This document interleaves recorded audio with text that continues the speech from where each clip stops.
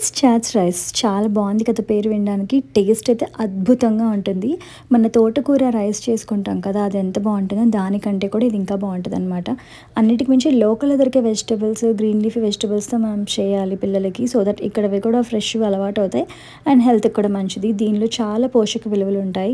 అన్నిటికి మించి ఇది 9 నెలల పిల్లల నుంచి ఎంత ఏజ్ పెద్దవాళ్ళ వరకు కూడా తినొచ్చనమాట. వన్ పాట్ రెసిపీ ఈజీగా అయిపోతుంది అండ్ చాలా క్విక్‌గా అవుతుంది. టేస్ట్ చాలా బాగుంటుంది. ఇంకా దీన్ని ఎలా చేయాలి అని చెప్పాలి తెలుసుకోవాలి అనుకుంటే క్యాప్షన్లో చూడండి. కొన్ని ఇంగ్రీడియంట్స్ యాడ్ చేశాను, మీకు అక్కడ అర్థమైపోతుంది 10-15 నిమిషాల్లో. వద్దు అనుకుంటే మీరు ఎర్రపప్పు బదులు పెసరపప్పు కూడా వాడచ్చు. But I prefer this dal because it's really tasty and చాలా బాగుంటుంది. హెవీగా కూడా ఉండదు, లైట్గా అనిపిస్తుంది అండ్ పిల్లలైతే మనకు కమ్మగా బాగుంటుంది కాబట్టి తింటారు. మా పాప 1.5 year ఓల్డ్ కాబట్టి నేను సాల్ట్ స్టార్ట్ చేశాను అండ్ కొంచెం చిటికెడు ఎంత కారం, చాలా చిటికెడు చిటికెడు. అసలు ఆ కారం లేకపోతే చప్పగా ఉంటుంది కదా, సో తినలేరు. అండ్ స్లోగా మన ఫుడ్స్లోకి అలవాటు కావాలి కాబట్టి సో ఆ పెప్పర్ కానీ ఇంగువ ఇవన్నీ కూడా ఎన్హాన్సెస్ కాబట్టి నేను టేస్ట్ ఎన్హాన్స్ కోసం యాడ్ చేస్తున్నాను అనమాట.